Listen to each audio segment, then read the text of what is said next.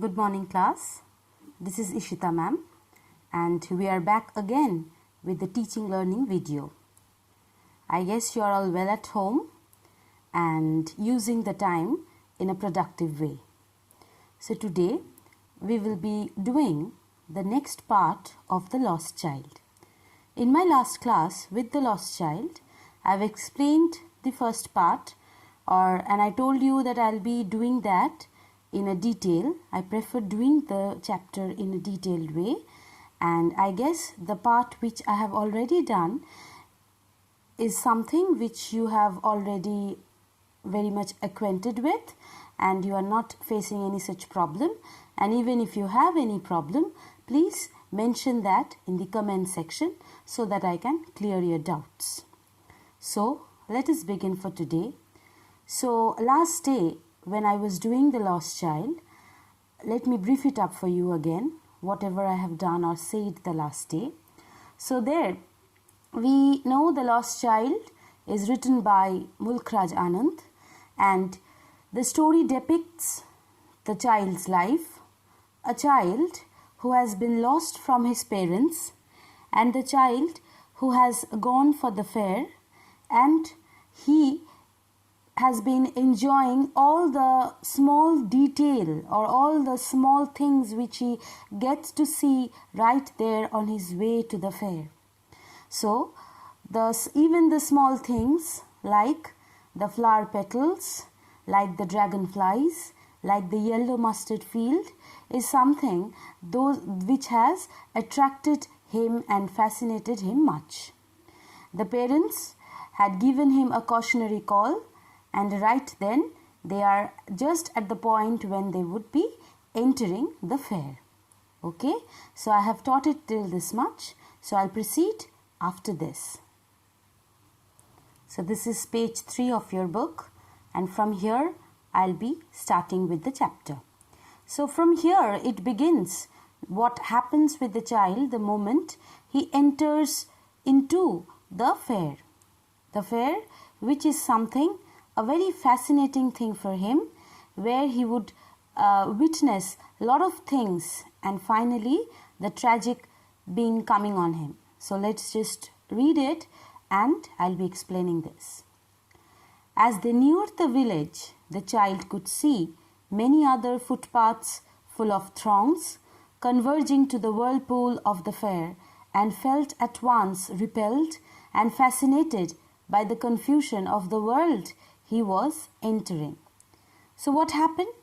The moment as he entered as he was near to the village, the child could see many other footpaths. Like as he was walking through one footpath, there were other footpaths also which were completely full of throngs, that is the crowd of people converging to the whirlpool of the fair. Now just understand this phrase, whirlpool of the fair.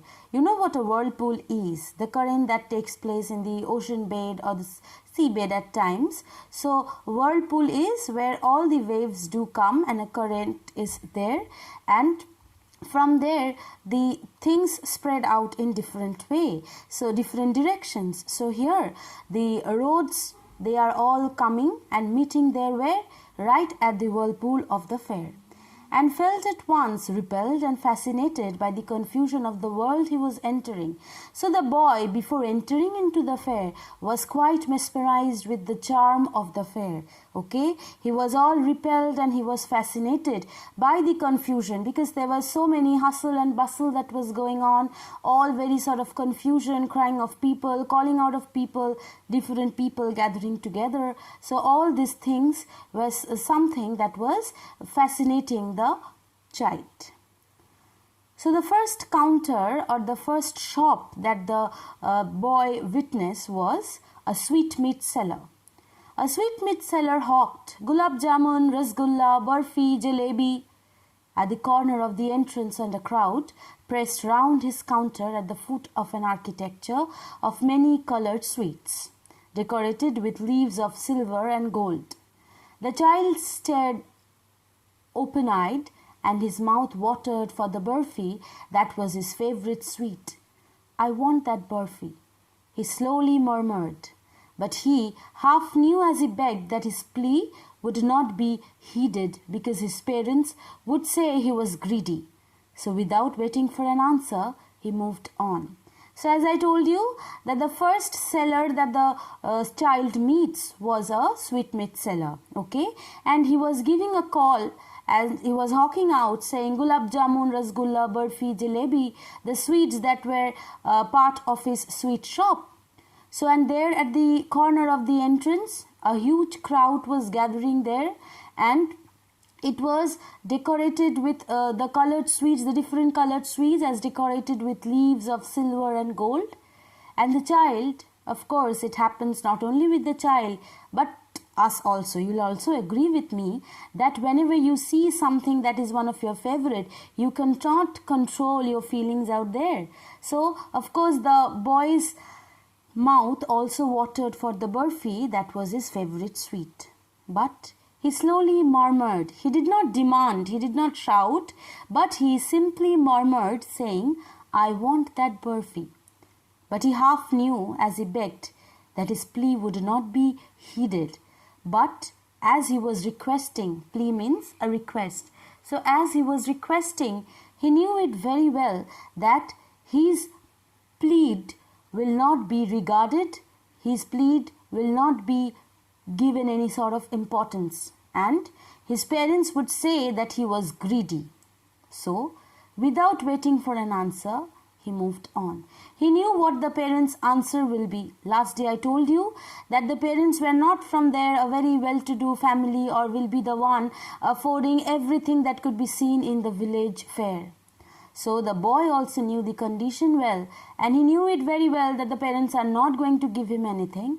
So a bit of annoyed he was, and so he started moving in front to the next shop. A flower seller hawked, a garland of gulmohar, a garland of gulmohar. The child seemed irresistibly drawn. He went towards the basket where the flowers lay heaped and half murmured, I want that garland.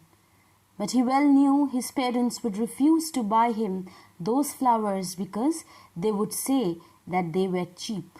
So without waiting for an answer, he moved on.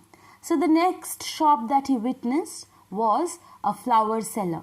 Okay, so the flower seller was shouting for the different sort of flowers and garland which he was selling, and one of those was a garland of gulmohar, a garland. So there the child seemed irresistibly drawn, means without any control. He could not withdraw himself to be drawn by that call. And so he went towards the basket where the flowers lay heaped and half murmured. So the murmuring was even slower this time, even lighter this time, and he said that I want that garland. But he well knew that his parents would also refuse him from buying this. Why? They will be saying that they were so cheap. Okay, so without waiting for an answer, he moved on. So you see here that though the child was trying to gather out things, or the child was trying to ask for different things, but he very well knew that his parents will not be able to afford that for him. Also, he knew that what will be the answers, because this is not the first time that these things are happening with him, but he has gone through this sort of experience before also. So, he did not wait in the flower seller shop also, but he moved on in the fair. Now the third shop. A man stood holding a pole with yellow, red, green and yellow balloons and purple balloons flying from it. The child was simply carried away by the rainbow glory of their silken colors, and he was filled with an overwhelming desire to possess them all. But he well knew his parents would never buy him the balloons because they would say he was too old to play with such toys. So he walked on further. So what happened? The next thing that he saw was a man who was holding a pole with yellow, red, green and purple balloons flying from it. Of course, it is a very common view when today also we witness any sort of fair or any sort of puja or any sort of gathering. These things are quite common there. So the child was simply carried away. Of course, this is a child, and of course he would be carried away with the rainbow glory of the silken colors. Okay, rainbow glory, because different colors just like the rainbow were all displayed there, and the silken colors as he was filled with an overwhelming desire to possess them all. So the silken colors, of course, the way the balloons are there, the texture will be giving it a silky kind of thing.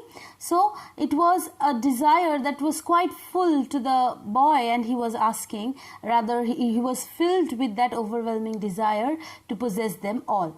Somewhere from the core of the heart he wanted that very balloon, or rather all those balloons. But he well knew his parents would never buy him the balloons, because he would say was too old to play with such toys. So he walked on further. So again he wanted that, but he knew what the answers will be. What kind of response will the parents will give when he asks for the balloon? He knew that the parents will be saying that you are quite old to play with such toys, means you are quite old and it's not your age to play with balloons. So he walked on further. Now the next was a snake charmer.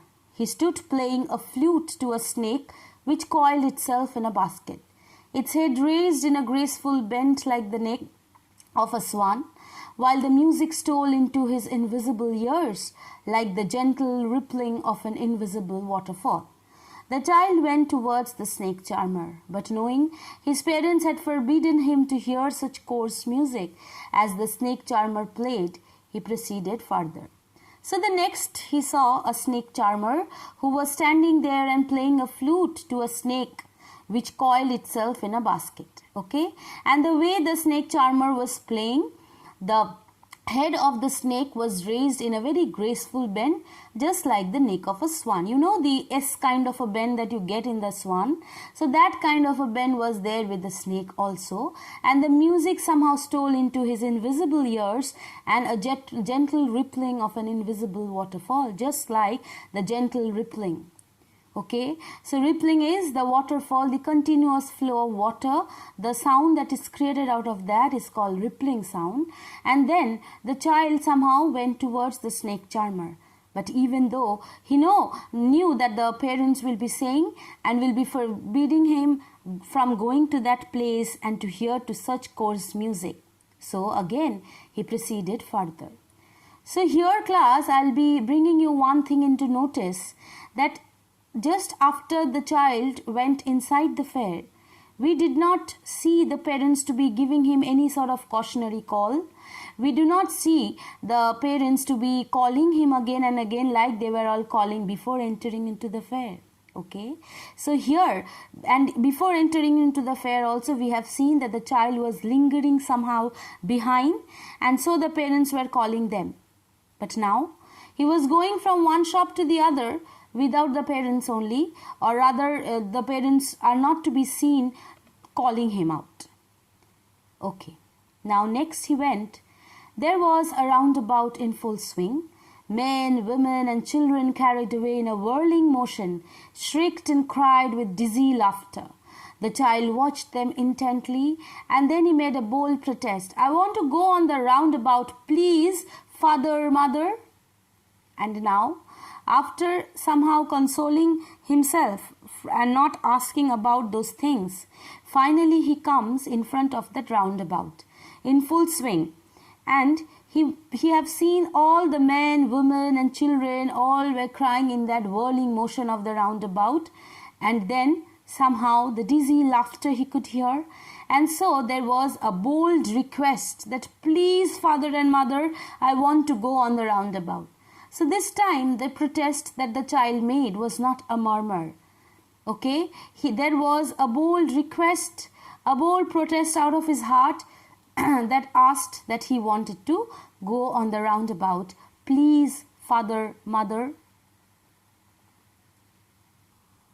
But there was no reply. He turned to look at his parents. They were not there ahead of him. He turned to look on either side. They were not there. He looked behind. There was no sign of them. So what happened? Then when the child turned to look for his parents, he could see that there was no reply. There was no one to refuse him. There was no one to call him. He turned to look at his parents. They were not there, not ahead of him. He looked this side, he looked that side, he looked into the either side, but they were not there. There was no sign of them. So when you understand that the child was busy in looking into the different sort of things that he wanted, or looking into the fulfillment of his desires that was all displayed in front of him, he somehow lost the trace of his parents. He has been lost. A full deep cry rose within his dry throat, and with a sudden jerk of his body he ran from where he stood, crying in real fear. Mother, father, tears rolled down from his eyes. Hot and fierce, his flushed face was convulsed with fear. Panic-stricken, he ran to one side first, then to the other, hither and thither in all directions, knowing not where to go. Mother, father, he wailed. His yellow turban came untied and his clothes became muddy. So what happened? The moment the child realized that the parents are not there, that he has been lost from his parents somehow, and he is all alone now, there was a full deep cry that rose within his dry throat, and with a sudden jerk of his body, he ran from where he stood. He cried in real fear, calling out for his mother and father. Tears rolled down from his eyes, hot and fierce. His flushed face was convulsed with fear. It was all wetty, he was crying, he was all panicking, it was all sweating, and it was completely his face that was all filled up with fear. He was panic-stricken, and he ran to one side first and then to other, hither and thither in all directions, knowing not where to go. Mother, father, he wailed, he cried loudly. His yellow turban that he was wearing came untied, and his clothes became muddy. Because it was a village fair, he was running here and there, shouting out, he was sweating, and the dress was all muddy, and the yellow turban that he was wearing came untied. Having run to and fro in a rage of running for a while, he stood defeated. His cries suppressed into sobs. At little distances on the green grass he could see through his filmy eyes men and women talking. He tried to look intently among the patches of the bright yellow clothes, but there was no sign of his father and mother among these people who seemed to laugh and talk just for the sake of laughing and talking.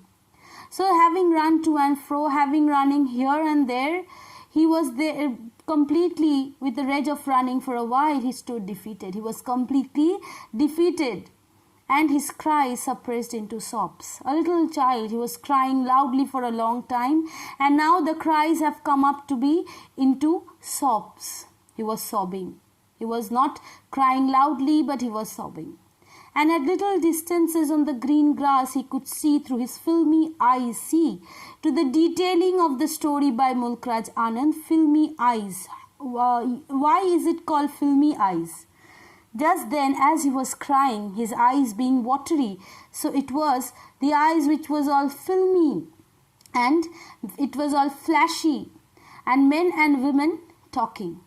He tried to look intently among the patches of the bright yellow clothes, the different people wearing different clothes, and he tried to find out the patches of the bright yellow colors, but there was no sign of his father and mother among these people who seemed to laugh and talk just for the sake of laughing and talking. He could not see anyone anywhere. It was not the mother or the father whom he could trace, and it was only the people who were just talking and laughing for the sake of doing that. He ran quickly again, this time to a shrine to which people seemed to be crowding. A small temple where he could see a lot of people gathering. So the child thought if his parents were there, so he ran towards that very place. Every little inch of space here was congested with men, but he ran through people's legs, his little sob lingering, mother, father. Near the entrance to the temple, however, the crowd became very thick. Men jostled each other, heavy men with flashing, murderous eyes and hefty shoulders. The poor child struggled to thrust away between their feet, but knocked to and fro by their brutal movements. He might have been trampled underfoot had he not shrieked at the highest pitch of his voice, "Father, mother!" A man in the surging crowd heard his cry and, stooping with great difficulty, lifted him up in his arms. So, near the entrance to the temple, what happened? So, the boy ran there and still shouting for his mother, shouting for his father, calling them out, and then just there towards the entrance or near to the entrance, the crowd became very thick. And men were pushing each other, heavy men with flashing and murderous eyes, hefty shoulders. So they were all gathering there near to the shrine, just about to get in. And the poor child struggled to thrust away between their feet. He was all very little, he was all very small, whether in size or whether in age, as you take it. But the poor child struggled to thrust away between their feet, but knocked to and fro by their brutal movements. So nobody had the time in that very thing. At that time that anybody will be picking him up. So everybody pushed each other, and in that brutal movement, it was the child who was knocked to and fro. With some of the pushing, he got in. Again, with some of the pulling, he came out. So this way he was knocked to and fro by the brutal movements, and he might have been trampled underfoot also, means he could be all stumbled also, had he not shrieked at the highest pitch of his voice. So he could be all stumbled also if he would not have shouted to his highest pitch, shouting out for his father and mother. And at that point of time, there was a man in the surging crowd. He heard his cry. The man heard his cry, and the man, stooped with great difficulty, lifted him up in his arms. So the child was somehow saved by an unknown man. Okay, so class, I'll be leaving it up till here, and there's some things that I need to say. See, so you have seen the excitement of the child when he was coming to the fair. Once he had entered the fair, there also it's all depicted that what were his wishes and how he was quite annoyed, and he was murmuring for his desires, and he knew the cruel replies that his parents will be giving. But the moment he found the trace that his parents were not there with him, he could understand that he has been lost. The child understood the fact that any other thing, any material thing will be not as valuable and as important as his parents. Parents are there without whom he is nothing. Even though he did not want all those things, he moved here and there. The little child who was holding hand and coming to the fair, all alone he moved here and there to find the trace of his parents, and even he was knocked down also. So the emotions that is been portrayed here, the child, the suffering of the child, the crying of the child, the murmuring and sobbing, and each time the only important thing which he needed were his father and mother. And that's the reason for which he was crying for his father and mother at each point of time. Okay, so in the next part of the story, we'll understand, or we'll be explaining it, that how the poet or how the boy reacted to whatever the unknown man or the stranger was telling him. Okay, how did the child reacted to all that? Did he get his parents back, or whatever it what exactly it is? We'll be seeing it in the next class. So I'll request you all, please read the text. The word meanings will be provided to you. Anywhere, any problem you have, please clear it out from me. Give it in the comment section. And please follow the school website, the YouTube link, and all the documents or the PDFs that are being uploaded. Please solve them and do it in your home. Okay, so stay safe, be healthy, and thank you and have a nice day.